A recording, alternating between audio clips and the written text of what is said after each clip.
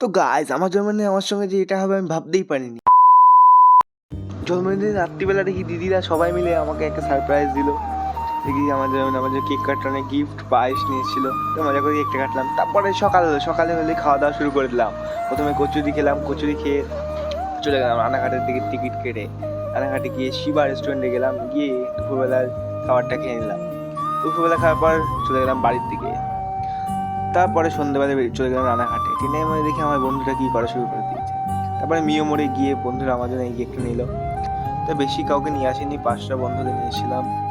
তারপরে আমার মানে কেকটা কেটে নিলাম ওখানে।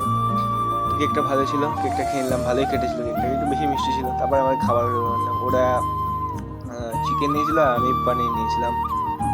তারপরে খাবারটা খুবই ভালো কেটেছিল। তারপর দেখুন কেমনভাবে খাচ্ছে, এইটা হলো একটা বন্ধু, দেখে লজ্জা পেয়ে গেছে। তারপরে এই বন্ধুটা সবাই মিলে খেলো। তো গাইজ এইটুকু ছিল, বাই বাই।